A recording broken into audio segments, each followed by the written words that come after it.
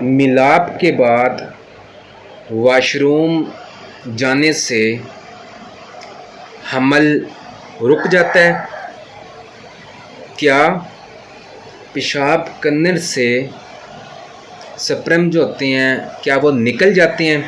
آج کا ہمارا یہی ٹاپک ہے، لیکن آپ سے ریکویسٹ ہے کہ ویڈیو کو شروع سے لے کر آخر تک دیکھیے گا اور ایک کومنٹس پیارا سا کیجیے گا، اور اگلی ویڈیو کس ٹاپک پہ ہونے چاہیے وہ بھی آپ اگر اپنا بنوانا چاہیں تو وہ بھی آپ لکھ دیجیے گا۔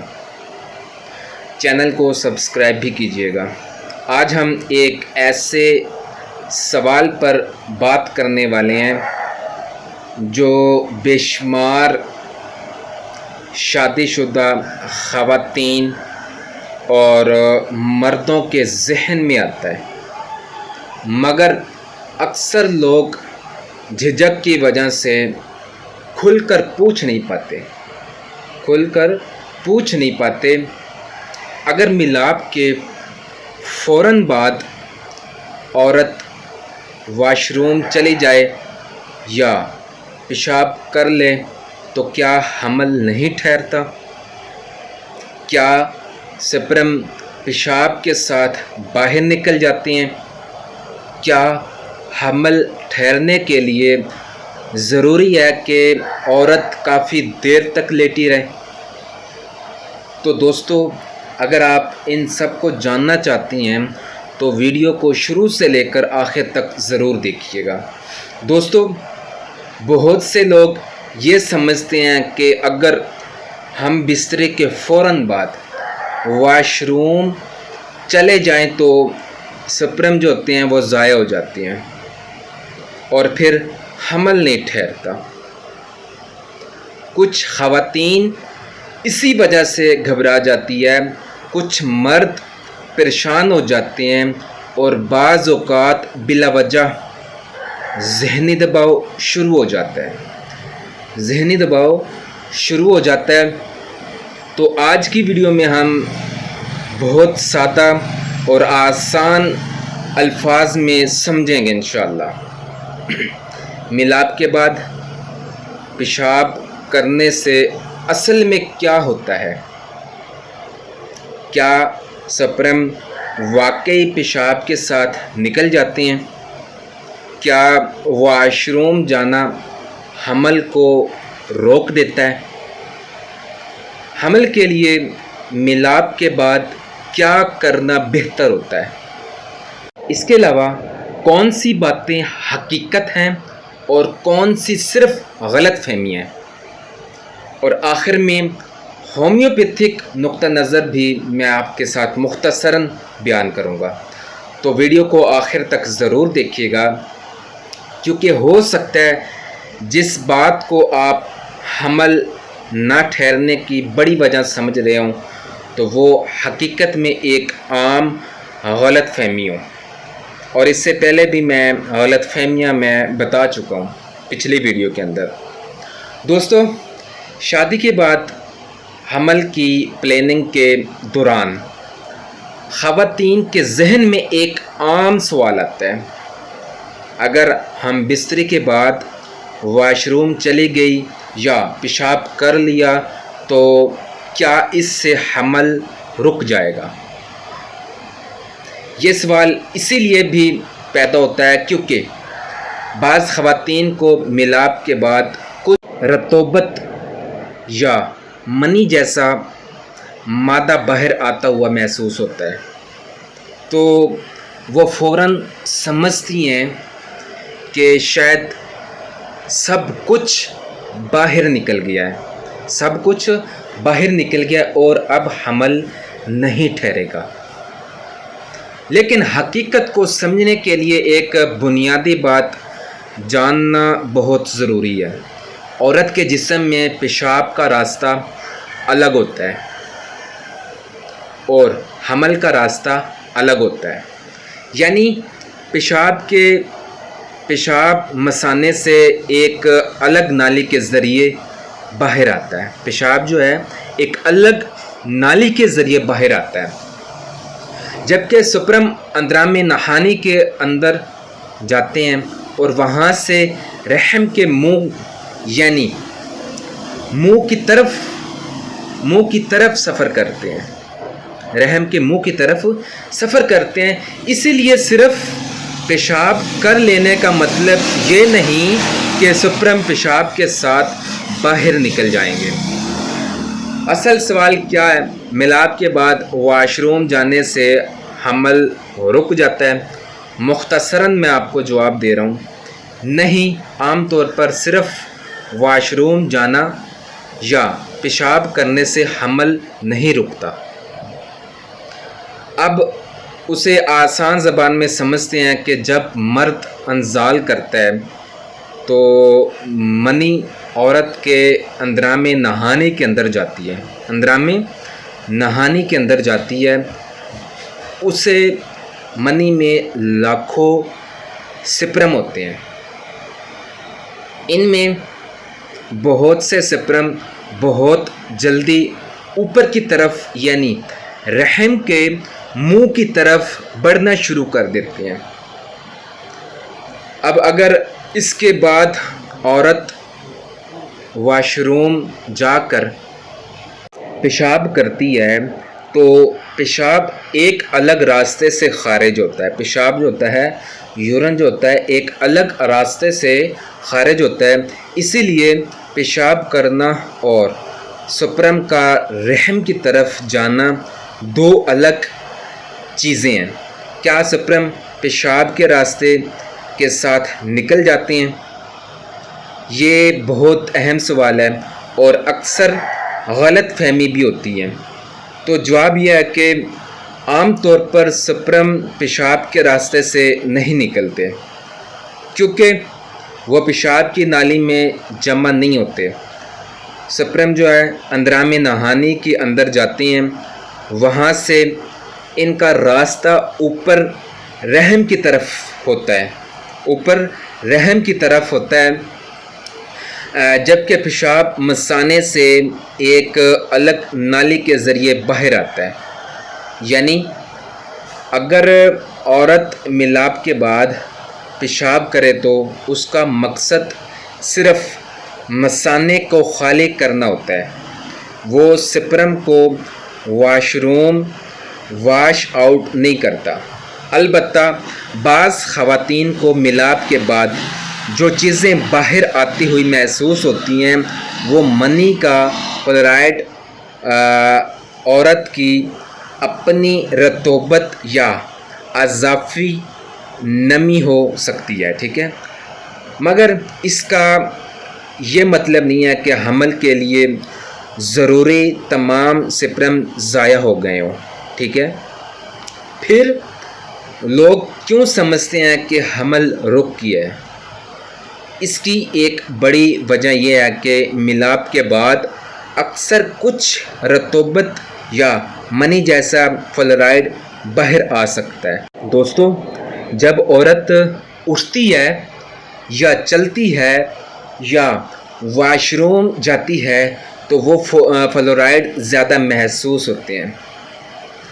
پھر فوراً یہ خیال آتا ہے کہ شاید ساری منی نکل گئی ہے، شاید ساری منی جو ہے نکل گیا ہے، خارج ہو گیا، لیکن حقیقت یہ ہے کہ منی صرف سپرم پر مشتمل نہیں ہوتی، اس میں ایک سیمینل فلورائڈ بھی ہوتا ہے۔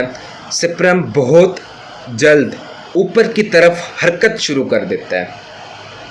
باہر آنے والا فلورائڈ لازمی طور پر سب کچھ نہیں ہوتا، اس لیے صرف ظاہری طور پر دیکھ کر فیصلہ نہیں کیا جا سکتا کہ حمل کے چانس ختم ہو گئے یا ہیں۔ کیا میلاد کے بعد فوراً واش روم جانا غلط ہے؟ ضروری نہیں، بعض خواتین کو میلاد کے بعد پیشاب کرنے سے آرام ملتا ہے اور بعض کو یا پیشاب کی نالی کے انفیکشن کے خطرے کو کم کرنے میں مدد سمجھا جاتا ہے۔ خاص طور پر ان خواتین میں جنہیں بار بار جلن، انفیکشن یا UTI کا مسئلہ رہتا ہو۔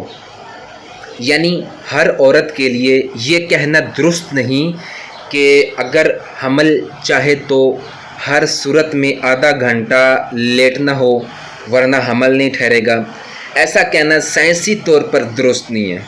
ایسا کہنا سائنسی طور پر درست نہیں ہوتا۔ تو کیا حمل کے لیے لیٹنا ضروری نہیں؟ یہاں ذرا توجہ سے بات کو اپنا غور کے ساتھ اس کو سمجھیے گا۔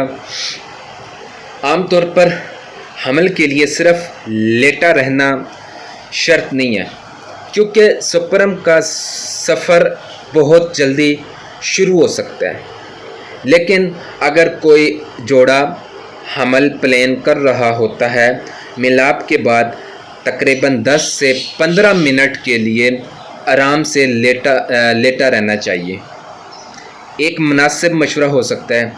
یہ اس لیے نہیں کہ ورنہ حمل ناممکن ہو جائے گا، بلکہ اس سے ذہنی اطمینان بھی رہتا ہے۔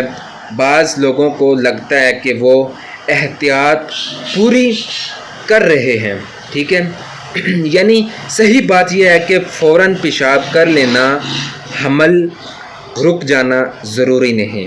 کچھ دیر آرام کر لینا ایک مشورہ ہو سکتا ہے، ایک بہترین مشورہ ہے، مگر اس حمل کی واحد شرط سمجھنا غلط ہے۔ اس سے پہلے میں نے حمل ٹھہرنے اصل اہم چیزیں کیا ہیں یہ بھی میں آپ کو بتا چکا ہوں۔ اصل حمل ٹھہرنے کی اہم چیزیں کیا ہیں یہ میں آپ کو پچھلی ویڈیو میں آپ کو بتا چکا ہوں، ٹھیک ہے۔ اور پچھلی ہی ویڈیو کے اندر میں لوگوں کی عام غلطیاں جو ہیں، جو غلط فہمیاں دل کے اندر پیدا ہوئی تھی، وہ پچھلی ویڈیو کے اندر بھی میں بتا چکا ہوں۔ آپ لوگوں نے اس ویڈیو کو میرے خیال میں بہت توجہ کے ساتھ دیکھا تھا، سمجھا تھا۔ اس ویڈیو کے اندر میں لوگوں کی عام غلط فہمیاں پہ بھی میں بات کر چکا ہوں۔ اگر حمل پلان کر رہے ہو تو میلاب کے بعد کیا کرنا بہتر ہو سکتا ہے؟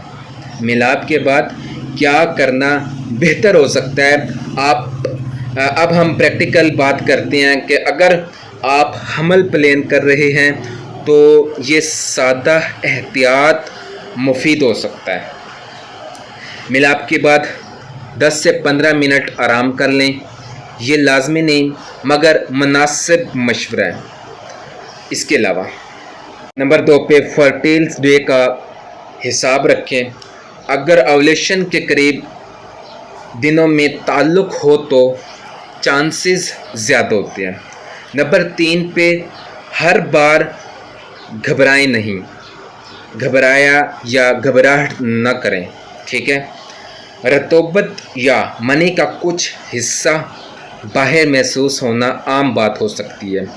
نمبر 4 پہ بار بار بلا وجہ ٹیسٹ نہ بدلتے رہیں، ٹھیک ہے، بلا وجہ ٹیسٹ نہ بدلتے رہیں۔ اس کے علاوہ کیا کرنا ضروری ہوتا ہے؟ پہلے حمل کے لیے بیسک انڈرسٹینڈنگ ڈیپینڈ کرتا ہے، ٹھیک ہے، ڈیپینڈ کرتا ہے۔ اس کے علاوہ نمبر 5 پہ جو ہے یو ٹی آئی بار بار ہوتی ہے تو کسی اچھے ہومیوپیتھ ڈاکٹر سے رجوع کرنا چاہیے یا ہاسپٹل کے اندر جا کر اپنا چیک اپ کروانا چاہیے، ٹھیک ہے۔ بعض خواتین میں ہم بستری کے بعد پیشاب کرنے کا مشورہ اسی لیے دیا جاتا ہے کہ تاکہ انفیکشن کا خطرہ کم ہو سکے۔ اس سے پہلے میں آپ کو پہلی ویڈیو کے اندر میں بتا چکا ہوں کہ کب ڈاکٹر سے رجوع کرنا چاہیے، کیونکہ یہاں پہ اگر میں دوبارہ سے اس کو میں ریپیٹ کروں تو پھر ویڈیو جو ہے بہت لمبی ہو جائے گی، تو اس لیے میں آپ کو بتا رہا ہوں کہ جو پچھلی ویڈیو میں نے اس سے پہلے میں نے ویڈیو ڈالی ہے اس کے اندر میں نے بتایا کہ کب ڈاکٹر سے رجوع کرنا چاہیے۔ اب ہم بات کرتے ہیں کہ ایک اور اہم سوال پر کہ نہانے سے یا دھونے سے حمل رک جاتا ہے۔ یہ سوال بھی لوگوں کے ساتھ پوچھتے ہیں، اپنا دوستوں کے ساتھ پوچھ رہے ہوتے ہیں۔ اگر عورت میلاب کے بعد عام صفائی کرے تو اس کا یہ مطلب نہیں ہے کہ حمل رک گیا ہے۔ اس کا یہ مطلب نہیں ہے کہ حمل جو ہے وہ رک گیا ہے۔ اس کے علاوہ لیکن اندرونی صفائی بار بار سخت چانسز یا غیر ضروری ویجینل واشنگ بعض صورتوں میں نقصان بھی ہو سکتا ہے، ٹھیک ہے، کیونکہ اس سے اندرام نہانے کا قدرتی ماحول متاثر ہو سکتا ہے، اس لیے عام صفائی الگ چیز ہے اور اندرونی غیر ضروری چھیڑ چھاڑ کرنا یہ ایک آپ کو نقصان بھی دے سکتا ہے۔ دوستو اب ہم بات کرتے ہیں ہومیوپیتھک میڈیسن کے حوالے سے۔ ہومیوپیتھک نقطۂ نظر میں آپ کے ساتھ شیئر کروں گا۔ اب آخر میں مختصر میں آپ کے ساتھ ہومیوپیتھی کی کچھ میڈیسن کے حوالے سے بات کروں گا۔ اگر کوئی عورت یا جوڑا یہ شکایات کرتا ہے کہ ہم بستری کے بعد پیشاب کر لیا، منی بھی باہر آتی ہوئی محسوس ہوتی ہے اور حمل نہیں ٹھہرا، تو ہومیوپیتھی میں صرف ایک عام علامات پر دوا نہیں دی جاتی، بلکہ مکمل کیس دیکھ کر مکمل کیس ٹیکنگ کرنے کے بعد اپنا میڈیسن سلیکٹ کی جاتی ہے۔ اب ہم بات کرتے ہیں کہ حمل نہ ٹھہرنے کی مدت کتنی ہے۔ حمل نہ ٹھہرنے کی مدت کتنی ہے۔ اس کے علاوہ ماہواری کیسی ہے، اوولیشن کیسا ہے، سفید پانی، کمزوری یا کمر درد کیسی ہے۔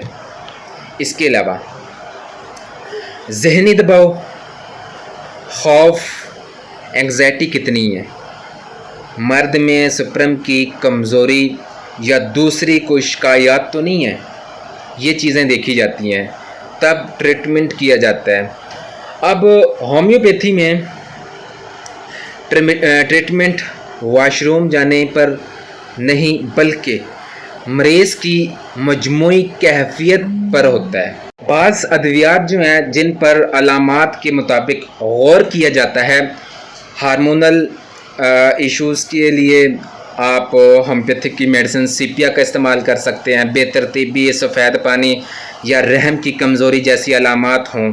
اس کے علاوہ پلساٹیلا کی کچھ علامات یہ ہیں کہ اگر ماہواری بے ترتیب ہوں، مزاج نرم ہو، ہارمونل اتراؤ چڑھاؤ ہو، تو وہاں پہ آپ ہومیوپیتھک کی میڈیسن پلساٹیلا استعمال کر سکتے ہیں۔ اگلی میڈیسن جو ہے نیٹرم میوریٹیکم پہ ہے۔ اگر ذہنی دباؤ، دبے ہوئے جذبات اور عمومی کمزوری ساتھ میں ہو، ٹھیک ہے، وہاں پہ نیٹرم میوریٹیکم کا استعمال کر سکتے ہیں۔ اگلی ہماری جو میڈیسن ہے کلکیریا کاربونیکم۔ اگر جسمانی سستی، وزن بڑھنے کا رجحان اور ہارمونل بے ترتیبی ہوں، وہاں پہ آپ کلکیریا کاربونیکم کا استعمال کر سکتے ہیں۔ لیکن اہم بات یہ ہے کہ خود سے دوا شروع کرنا مناسب نہیں ہوتا۔